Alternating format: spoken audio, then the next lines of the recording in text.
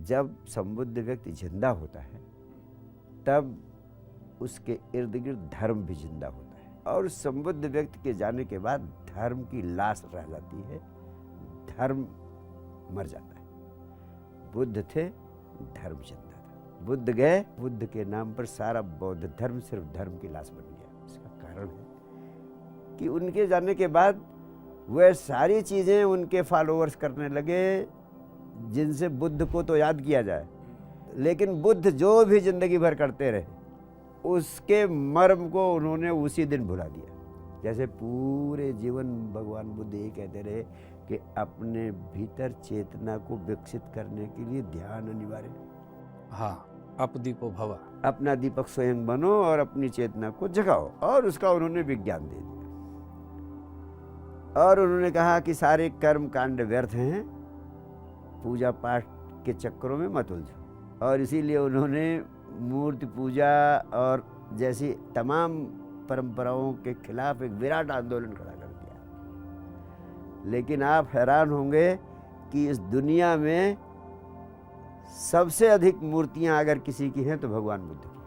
उनका तो एक पूरा मंदिर ही है जिसमें 10,000 बुद्ध की मूर्तियां। उस व्यक्ति की जो जिंदगी भर मूर्ति पूजा का विरोध करता रहा और जो पूजा पाठ और कर्मकांड का विरोध करता रहा, बुद्ध के मंदिरों में, बौद्ध पीठों में बुद्ध की मूर्तियों की सुबह शाम रोज पूजा चल रही है, वही बुद्ध के अनुयायी कर रहे हैं। तो वास्तव में बुद्ध ने जो संदेश दिया था उस संदेश की हत्या उनके अनुयायियों ने ही कर दी। इसलिए मैं बौद्ध होने के पक्ष में नहीं हूं, लेकिन बुद्ध का प्रेमी हूं। हिंदू होने के पक्ष में नहीं हूं, लेकिन उपनिषद के ऋषियों ने जो संदेश दिया उसके पक्ष में। इस्लाम के नाम पर जो कुछ किया जा रहा है उसके खिलाफ हूं, लेकिन जो मोहम्मद ने संदेश दिया उसके मर्म को, उसके विज्ञान को फैलते हुए देखना चाहता हूं। तो इसीलिए धर्म और अध्यात्म लगता है कि दोनों अब विरोधी हो गए हैं। इसलिए मेरा मानना है कि जितने पुराने धर्म हैं उन सबको विदा करने का वक्त आ गया है,